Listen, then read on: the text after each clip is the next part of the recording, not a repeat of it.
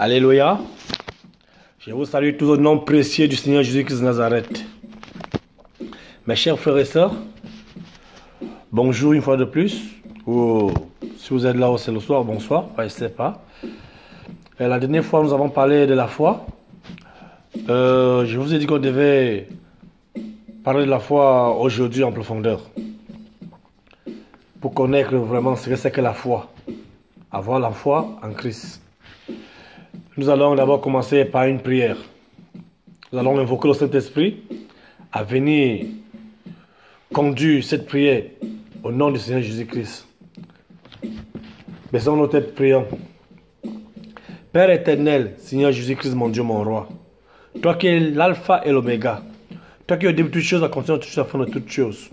Toutes choses de ce monde ont été créées par toi, avec toi et en toi. Et rien de ce monde a été créé sans toi. C'est de ta volonté que toutes ces choses existent. Père, nous t'en supplions, envoie ton Esprit Saint ici, enfonce l'Esprit Saint. Permets que nos cœurs soient réceptifs. Que nos cœurs soient réceptifs, que nos cœurs reçoivent ce que toi tu as mis entre les lèvres de ton serviteur.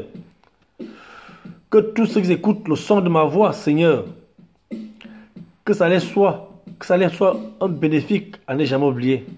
Et que ça leur permet de connaître vraiment ce que c'est que la foi et à avoir foi en toi. J'ai ainsi prié et j'ai dit Amen. Nous allons parler de la foi. Comment parler? La foi, c'est quoi? Bibliquement. Parce qu'il y a d'abord, pour commencer, il faut qu'on ait plusieurs foi. Il y a la foi universelle. C'est-à-dire, toute personne a une foi. Même les démons, ils ont une foi. La foi, c'est sur quoi est-ce que tu comptes? Sur quoi est-ce que tu mets ton appui? La Bible déclare, quand tu pars dans Hébreux 11, verset 1, la parole déclare, la foi est la ferme assurance des choses qu'on espère, la démonstration de ce qu'on ne voit pas. Par la foi est en plusieurs étapes. Ça, c'est d'abord l'explication de la foi selon la Bible. La foi est la ferme assurance de ce qu'on espère, la démonstration de ce qu'on ne voit pas. Et la parole nous amène à comprendre que sans la foi, nous ne pouvons pas plaire à Dieu. Et maintenant, quand tu pars maintenant dans Marc 11, verset 24, la parole déclare ceci. C'est pourquoi je vous le dis. Tout ce que vous demanderez en priant, croyez que vous l'avez déjà reçu. Tout ce que nous demanderons en priant, croyons que nous l'avons déjà reçu. Oui, c'est vrai que tu n'as pas encore reçu, mais sache, crois déjà que tu as déjà reçu. C'est ça la foi. C'est ça la foi, c'est-à-dire croire déjà avant même que tu ne reçoives. Je vais vous prendre un exemple. Abraham a été nommé, on va venir sur cet exemple d'Abraham après. Prenons un exemple qui était raté de nos jours. Nous avons les enfants à côté de nous. Si tu n'as même pas d'enfant, même l'enfant, un enfant quelconque. Un enfant te demande, papa, tu peux m'amener au parc s'il te plaît, je veux aller jouer au foot au parc ce week-end. Tu lui dis, mais ce week-end, oui, d'accord, je vais t'amener. L'enfant directement, il prend confiance. Il connaît que son père a déjà accepté. Il a fait une demande, le père a accepté. Donc lui connaît déjà quand le père accepte, c'est parti. Donc l'enfant, lui, connaît déjà le week-end. Il va aller au parc. Et là, peut-être vous êtes un lundi. L'enfant va à l'école. Il cause avec ses camarades de classe. Samedi, moi, j'irai au parc avec mon père. Je vais jouer au football là-bas. Et pour ce balançoire, je vais m'éclater là-bas. Tu viens avec moi? Il propose à ses camarades. Tu viens avec moi? Je dis non, moi, je vais aller au parc. Bon, je vais m'éclater là-bas. L'enfant est fier. La promesse, maintenant, tu le fais. Il est déjà dégagé. Il connaît que non. Quand son père lui promet, cela est déjà... il considère que c'est déjà fait parce qu'il a confiance dans son père. Le lundi, il va à l'école, il rentre. Le mardi, il va à l'école, il voit les enfants au parc, il passe, il dit non, ça ce n'est rien. Samedi, le week-end, moi-même, j'y serai là-bas. Il va m'éclater avec les jeunes et tout et tout. Il va à l'école le lundi, le mardi, le mercredi, le vendredi. C'est-à-dire, le vendredi, quand il va à l'école, il voit les gens au parc. Il est pressé, il veut qu'il parte vite, qu'il rentre. Ce week-end, que ça arrive vite. Il va aller au parc. Il est enthousiasmé, il est content. Il a confiance à son père. C'est quand son père lui promet, non, ça c'est sûr. Et quand le week-end arrive, qu'est-ce qu'il fait? Avant même de demander à son père que je peux m'habiller, il part, il s'habille. Il est déjà habillé. Il attend déjà. Quand le père sort, est-ce que tu es prêt? Oui, oui, oui, je suis prêt, papa. Son père lui prend à la main, il lui amène au parc. L'enfant pas maintenant se dégager, il est content, il est fier. Qu'est-ce que l'enfant là? C'est quoi? Ça on l'appelle la foi. Juste le père a dit oui. Il a demandé à son père, papa, peux-tu m'amener au parc? Le père a dit oui, je vais t'amener au parc ce week-end. Directement, il a gardé la foi. Et c'est ça, voilà ce qu'on appelle la foi. L'enfant a eu la foi à son père. C'est cette foi-là que la Bible nous demande d'avoir envers le Père Tout-Puissant. Il y a des promesses. Quand tu lis la Bible, il y a des milliers de promesses. Et quand tu tiens sur une promesse, sache que ça c'est déjà fait. Quand tu demandes avec foi, tu reçois avec foi directement. Tu reçois avec foi. Ce n'est pas que tu vas demander aujourd'hui. Toi-même, tu dis encore, ça peut m'arriver. Si tu doutes, là maintenant, quand tu doutes déjà, ça ne va plus arriver. C'est toi-même maintenant qui as douté. C'est de ta faute. Aie la foi sans douter. Le Seigneur connaît que nous passons des épreuves. Le Seigneur connaît que nous passons des épreuves. Les épreuves difficiles. Le Seigneur nous dit que les épreuves, c'est pour toute la vie. Que tu vas dire parce que ta foi a fléchi, parce que tu passes cette épreuve. Les épreuves, c'est pour toute la vie. Jusqu'à ce que le Christ vienne nous chercher. Les épreuves, c'est pour toute la vie. Donc, il ne faut pas dire que comme tu as les épreuves, ta foi fléchit. Non. Non. Il faut être déterminé. Et maintenant, l'avocat, on va essayer d'expliquer plus la foi. Maintenant, je vais vous expliquer ce que c'est que la foi universelle. Quand on dit que la foi universelle, toute personne a la foi. Les chrétiens, ils ont la foi à Marie. Je veux dire les catholiques, ils ont la foi à Marie. Et les musulmans, ils ont la foi à Mohamed.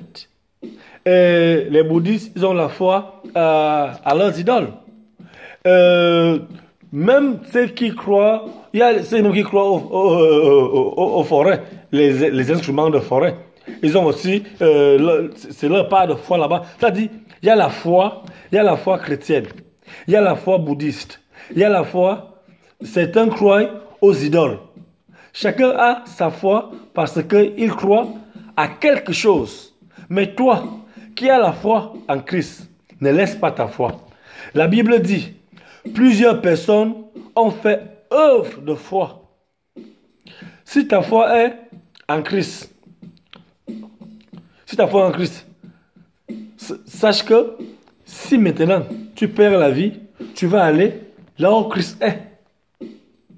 Si ta foi est aux idoles d'Indonésie, sache que quand tu meurs, tu vas aller aux idoles d'Indonésie. Si ta foi est, je veux dire quoi? Si ta foi est en Inde, sache que toi, quand tu meurs, tu vas aller en Inde, c'est là-bas où tu vas attendre ton jugement dernier avant maintenant d'être attendre la venue du Christ. Si ta foi, si ta foi est dans les idoles, si tes idoles là peut-être logent au Cameroun ou en Afrique du Sud, c'est là-bas que tu vas aller. Tu vas aller en Afrique du Sud pour aller attendre le dernier jour. Donc, chacun, quand tu meurs, tu pars là où il y a ton maître, là où chez qui tu avais mis ta foi. S'il est en France, c'est là-bas automatique, tu vas te rendre. automatiquement, parce que c'est en lui que tu as mis la foi. Directement. Ça, c'est la première partie de la foi. Parce que la foi est à 3 étapes. Quel que soit, même ceux qui ne partent pas à l'église, même ceux qui ne croient pas, ils ont leur foi. Toute personne a une foi. Toute personne. Il y a ceux qui ont la foi sur les écorces. Que lui connaît que là, il est là. Quand tel pratiquant va pratiquer pour lui et sa situation va être décantée. Et toi aussi, tu es là, ta foi est en Christ. Tu connais quand tu mets tes genoux par terre, tu invoques le Seigneur Jésus-Christ, il t'exauce. Et ceux qui sont aussi les témoins de Jéhovah, ils savent aussi qu'ils ont leur Dieu qui est leur foi. Ceux qui sont les musulmans, ils ont aussi leur foi. Donc, chaque personne a sa foi. Maintenant, il faut connaître maintenant quelle est la foi que toi tu as. Toi, tu as quelle foi? Il faut connaître d'abord, premièrement, tu ne peux pas avoir toutes les foi à la fois. Ça veut dire que toi, tu ne crois à rien. Tu ne crois à rien. Par la parole déclare. Ceux qui sont ni chauds ni froids, je les vomirai. Alors maintenant, toi, il ne faut pas faire que tu as un pied devant, un pied dedans. Tu dois avoir ta foi avec qui? En qui tu as mis la foi. Si tu as mis ta foi en Christ, là maintenant la parole déclare, si tu as mis ta foi en Christ, tu vois maintenant la promesse qui est au niveau de Marc 11, 24. La parole déclare, et à foi, c'est-à-dire quand tu pries, tu demandes quelque chose, considère que tu as déjà reçu. Considère que tu as déjà reçu. Et maintenant, quand maintenant la Bible déclare, quand maintenant, ça c'est la première partie de la foi universelle. Donc, tel que vous avez dit qu'il y a la foi chrétienne, la foi bouddhiste, la foi indonésie, la foi, certains même croient aux idoles, certains croient aux écorces, aux dieux de forêt, certains croient aux dieux de mer. Donc, il y a plusieurs foi. Chacun prie ce qu'il a ancré, il a mis sa foi dedans. Oui. Bon, et maintenant, quand tu reviens maintenant, deuxième niveau de foi. Deuxième catégorie, c'est pour dire. Deuxième catégorie de foi. La foi maintenant, deuxième catégorie, c'est quoi? Deuxième catégorie de foi. La foi, c'est la foi accompagnée des œuvres. Une foi sans œuvre est une foi morte. C'est la foi accompagnée des œuvres. Une foi sans œuvre, c'est une foi, comment? Une foi morte. La foi de la deuxième dimension se voit par des actes, par des actions que tu poses. Donc, pas les actions que tu poses. Voilà la foi de la deuxième dimension. Pas tes œuvres. Si tu as foi en Christ, ça va se démontrer selon tes œuvres que tu vas, que tu fais, tes actions. Si tu as foi aux idoles, ça va se démontrer par rapport à tes actions que tu fais. Si tu as la foi aux écorces, tout cela va se faire savoir. Si tu as la foi, peut-être la foi musulmane, ça va se faire savoir. Si tu as la foi, toute foi que tu as, toute foi, ça s'accompagne par des œuvres. Pas des œuvres. Si tu as bouddhiste, la foi bouddhiste, ça s'accompagne par des œuvres. Et ce n'est pas des œuvres maintenant qu'on connaît que celui-ci, il a la foi, ceci. Parce que si tu as la foi bouddhiste, tu vas aller à l'église bouddhiste et par rapport à tes œuvres et tout, tes actions, on va connaître non. Celui-ci vraiment il a la foi bouddhiste. Les bouddhistes vont dire oui, ça c'est vraiment notre frère, et il a la foi. Et si tu as la foi en Christ, tu vas aller à l'église et tes frères en Christ vont comprendre non. Et par rapport à, c'est pas aller à l'église qui veut dire que tu as la foi. C'est tes actions. La foi, deuxième dimension, c'est maintenant la foi accompagnée des œuvres. Parce qu'une foi sans œuvre est une foi morte. Alors maintenant, ça c'est une foi accompagnée des œuvres. Maintenant, quand maintenant, là maintenant tu as une foi avec œuvres, là maintenant c'est une foi deuxième dimension. Là maintenant, on parle de la foi accompagnée des œuvres. Ici, pour gagner,